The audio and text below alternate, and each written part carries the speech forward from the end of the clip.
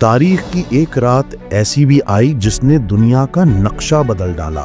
ایک قافلہ، ایک سفارت کی توہین اور ایک فاتح کا بے رحم انتقام۔ 1218 عیسوی کی وہ سرد رات جب منگول بادشاہ چنگیز خان کے تاجروں سے بھرا قافلہ خوارزم کے شہر اترار پہنچا، وہ عام کاروباری سفر تھا، مگر گورنر انال چوک نے ان تاجروں کو جاسوس قرار دے کر قتل کروا دیا۔ جب چنگیز نے انصاف مانگا تو خوارزم شاہ نے ایک منگول سفیر کو قتل کروا دیا اور 2 کو ذلیل کر کے واپس بھیجا۔ منگول روایت میں سفیر کی توہین سب سے بڑا جرم تھی۔ اسی بے عزتی نے چنگیز کے دل میں انتقام کی ایسی آگ لگا دی کہ اس نے فوراً اپنی چین کے خلاف جاری جنگ روک دی اور پوری فوج خوارزم کی طرف دوڑا دی۔ پہلا بڑا نشانہ اترار تھا۔ 5 ماہ کے طویل محاصرے کے بعد اندرونی غداروں نے دروازے کھول دیے اور منگول گھڑ سوار اندر گھس آئے۔ جو مزاحمت ملی اسے کچل دیا گیا۔ گورنر انالچک کو زندہ پکڑ کر آگ میں پھینک دیا گیا۔ نوجوانوں کو فوج میں بھرتی کیا گیا اور باقی شہری غلام بنا لیے گئے۔ یہ صرف انتقام نہیں بلکہ پورے علاقے کے لیے وارننگ تھی کہ منگولوں کو للکارنے کا انجام کیا ہوگا۔ اس کے بعد چنگیز نے بخارا کا رخ کیا۔ وہ اپنی فوج کو مشکل راستوں سے لے کر گیا تاکہ دشمن بے خبر رہے۔ 50,000 کے قریب فوج ریگستان اور پہاڑوں کو عبور کر کے اچانک بخارا کے دروازے تک پہنچی۔ شہر کے سردار جلد ہتھیار ڈال بیٹھے، مگر منگول فوج نے کوئی بڑی نرمی نہ دکھائی، صرف ہنرمند کاریگروں کو زندہ چھوڑا تاکہ انہیں غلام بنا کر اپنے ساتھ لے جائیں۔ باقی یا تو قتل ہوئے یا قید۔ بخارا کی گلیاں آگ اور چیخوں پکار سے بھر گئیں اور اس شہر کی عظمت خاک میں مل گئی۔ اگلا ہدف سمرقند تھا، جو خوارزم کی دارالحکومت اور اسلامی دنیا کے علمی اور تجارتی مراکز میں سے ایک تھا۔ مارچ 1220 میں منگول فوجیں شہر کے دروازے پر پہنچیں۔ چنگیز نے شاہ اور اس کی ماں ترکان خاتون کے درمیان اختلاف کو ہوا دی تاکہ اندرونی کمزوری پیدا ہو۔ 5 روز کی شدید لڑائی کے بعد شہر کا دفاع ٹوٹ گیا۔ قلعہ گرنے کے بعد قتل و غارت نے سب کچھ ختم کر دیا۔ ہزاروں لوگ مارے گئے اور سمرقند کی شان و شوکت مٹی میں مل گئی۔ اسی دوران منگولوں نے سمرقند اور بخارا کی بڑی بڑی لائبریریاں بھی جلا دیں۔ ان کتابوں اور علمی ذخائر میں اسلامی سائنس، فلسفہ، ریاضی اور تاریخ کے وہ نایاب نسخے تھے جو صدیوں کی محنت کا نتیجہ تھے۔ ان کا جلنا اسلامی دنیا کے علمی تاریخ کے لیے ایک ناقابل تلافی نقصان تھا۔ علم کے وہ خزانے جو اسلام کی پہچان تھے، منٹوں میں راکھ ہو گئے۔ سمرقند کے بعد خراسان کی باری آئی۔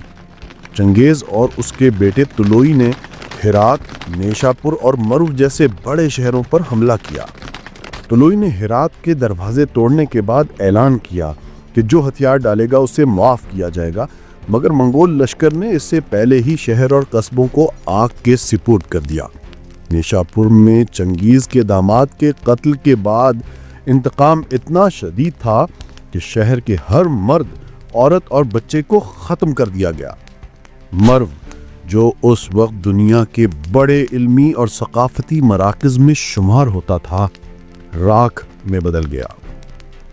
ان شہروں میں اہل علم، کاتب، محدث اور عام لوگ سبھی مارے گئے۔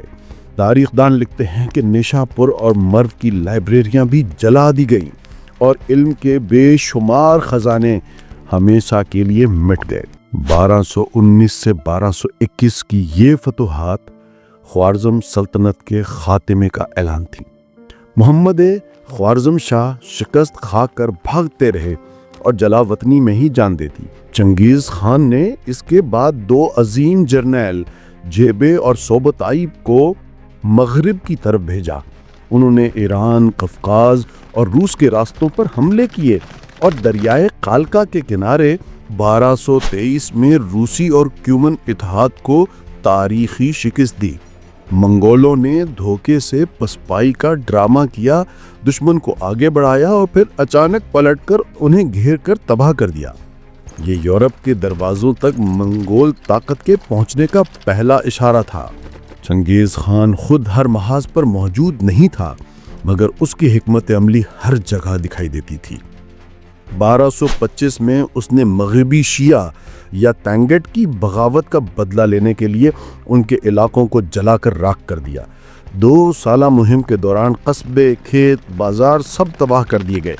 1227 میں جب وہ ینشوان کے محاصرے پر تھا، اس کی صحت بگڑ گئی۔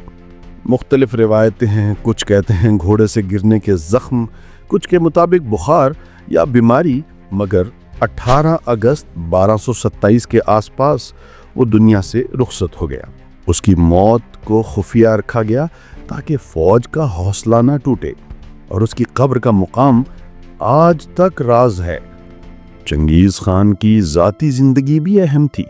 اس کی پہلی بیوی بورتے نے اسے 4 بڑے بیٹے دیے، جوچی، چغتائی، اگدائی اور تلوئی۔ انہی بیٹوں کے درمیان سلطنت تقسیم ہوئی۔ بعد میں اگدائی کو عظیم خان مقرر کیا گیا۔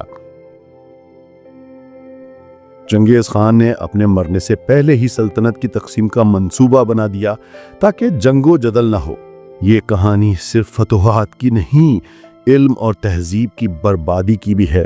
بخارا، سمرقند، مرو اور نشاپور کی جلی ہوئی لائبریریاں آج بھی ایک سوال ہیں کہ کتنے علوم، کتنی ایجادات اور کتنی یادیں راکھ ہو کر ختم ہو گئیں۔ ایک قافلے کا قتل اور سفیروں کی بے عزتی نے ایسا طوفان برپا کیا جو صدیوں تک اسلامی دنیا اور ایشیا کی تقدیر بدلتا رہا۔ چنگیز خان کا نام آج بھی دنیا کو یاد دلاتا ہے کہ طاقت کے نشے میں کیا کیا مٹایا جا سکتا ہے، اور علم کے چراغ ایک لمحے میں بجھائے جا سکتے ہیں۔ یہ داستان ہمیں یاد دلاتی ہے کہ تاریخ صرف فتوحات کا تذکرہ نہیں، بلکہ یہ انسانی غرور، حکمت اور زوال کی آئینہ دار بھی ہے۔ اگر آپ کو یہ سفر تاریخ پسند آیا اور آپ مزید ایسی کہانیاں سننا چاہتے ہیں جو آپ کو ماضی کی دھول سے زندہ تصویریں دکھائیں، تو ہمارے چینل کو سبسکرائب کریں، کیونکہ آنے والی کہانیاں شاید آپ کے اندازوں کو بدلتے ہیں۔